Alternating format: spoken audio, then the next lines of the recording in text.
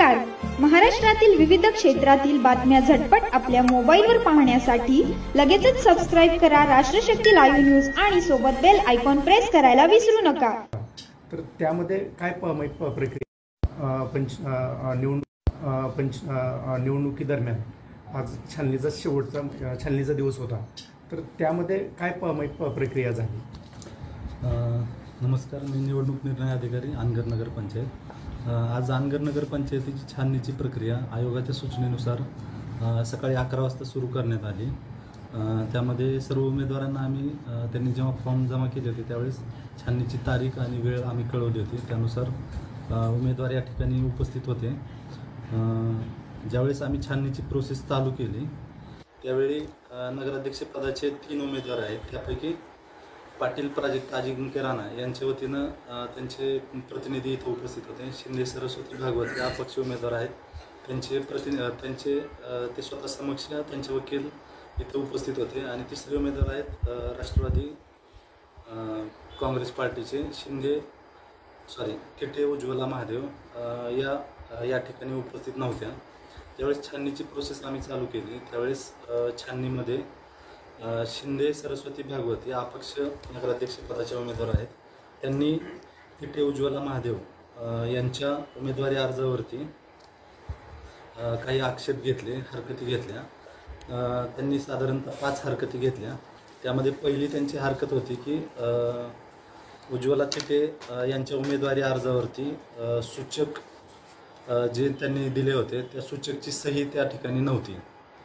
दुसरी हरकत होती त्यांचा मतदार यादीतील प्रभाग क्रमांक चुकीचा होता. तिसरी होती त्यांचा मतदार यादीतील अनुक्रमांक चुकीचा होता. चौथी हरकत होती त्यांच्या वयाचा पुरावा त्यांनी दिलेला नव्हता. आणि 5वी जी हरकत होती की त्यांचे जे सूचक होते त्या सूचकचा जो अनुक्रमांक आहे, जो नामनिर्देशन पत्रामध्ये त्यांनी नमूद केला होता, तो अनुक्रमांक चुकीचा आहे. तर त्यांच्या हरकतीच्या अनुषंगानं आम्ही जेव्हा सविस्तर त्यांच्या अर्जाची पडताळणी केली त्यावेळेस 3 ज्या गोष्टी आहेत त्या किरकोळ स्वरूपाच्या किंवा तांत्रिक स्वरूपाचे दोष आम्हाला त्या ठिकाणी दिसले. पहिला जो होता तो प्रभाग क्रमांक त्यांचा अर्जामध्ये 5 नमूद होता, पण ॲक्च्युअली त्यांचा 4 प्रभाग क्रमांक आहे. त्यानंतर त्यांचा जो मतदार यादीतील अनुक्रमांक आहे तो त्यांनी 1042 नमूद केला होता, पण ॲक्च्युअल जेव्हा पडताळणी केली तेव्हा प्रभाग क्रमांक 4मध्ये 217 नंबरला त्यांचं नाव आम्हाला दिसून आलं. आणि वयाचा पुरावा जो आहे तो त्यांनी जोडला नव्हता, परंतु त्यांनी त्यांचं वय नमूद केलं होतं. आणि त्यांचं वय जे आहे ते नगराध्यक्षपदासाठी जी पात्रता आहे त्यानुसार ते पात्र होत होतं.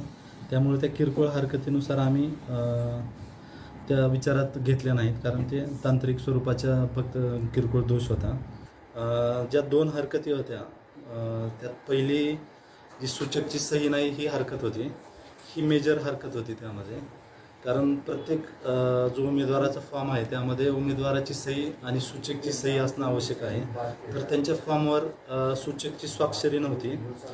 तो सूचकची स्वाक्षरी नसल्यामुळं हा मुद्दा जो आहे तो जे महाराष्ट्र नगरपालिका निवडणूक अधिनियम 1966 आणि महाराष्ट्र नगरपंचायत नगराध्यक्षपदासाठी थेट निवडणूक याचे जे अधिनियम आहेत याच्यानुसार सूचकची सही असणं बंधनकारक आहे. त्यामुळं ही जी हरकत होती ती ही मेजर हरकत होती. त्यानुसार ह्या हरकतीच्या अनुषंगाने आम्ही संक्षिप्त चौकशी केली आणि त्या संक्षिप्त चौकशीमध्ये सूचकची सही नसल्यामुळे त्यांचा जो अर्ज आहे तो आम्ही अवैध ठरवला. त्यानुसार आता अनगर नगर पंचायतमध्ये नगराध्यक्षपदासाठी 2 उमेदवार आहेत ज्यांच्यामध्ये लढत होणं अपेक्षित आहे.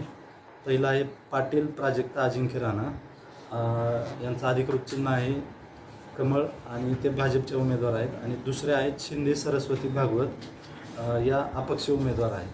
आणि इतर जे 17 उमेदवार या ठिकाणी 17 प्रभाग आहेत. 17 प्रभागामध्ये 17 उमेदवारांसाठी निवडणुकीची प्रक्रिया आम्ही राबवत आहोत. 17 उमेदवारांचे आम्ही 17 प्रभागामध्ये एकूण 18 उमेदवार होते ज्यांची आम्ही आज छाननी केली. त्यानुसार एकूण 16 प्रभाग असे आहेत की ज्यामध्ये फक्त एकच उमेदवार आहे आणि प्रभाग क्रमांक 5 आहे ज्यामध्ये 2 उमेदवार आहेत. हे सर्व 18 उमेदवारांची आम्ही छाननी केली. छाननी अंती सर्व उमेदवार आहेत त्यांचे जी काही नामनिर्देशन पत्र प्राप्त होते ते परिपूर्ण आहेत. त्यानुसार सगळे 18च्या 18 उमेदवार जे आहेत ते नगरसेवक पदासाठी त्या ठिकाणी पात्र ठरलेले आहेत. फक्त प्रभाग क्रमांक 5 आहे ज्या ठिकाणी 2 उमेदवार आहेत. त्या ठिकाणी आता आयोगाला आम्ही जे बाकीचे प्रभाग आहेत ज्यामध्ये एकच उमेदवार आहे त्याबाबत अधिकृत आम्ही रिपोर्ट केलेला आहे. आयोग ज्यावेळेस घोषित करेल त्यावेळेस त्यांना बिनविरोध म्हणून त्यांना घोषणा होईल. आणि जे प्रभाग क्रमांक 5 आहे त्या ठिकाणी 2 उमेदवार या ठिकाणी निवडणुकीसाठी निवडणूक लढवतील.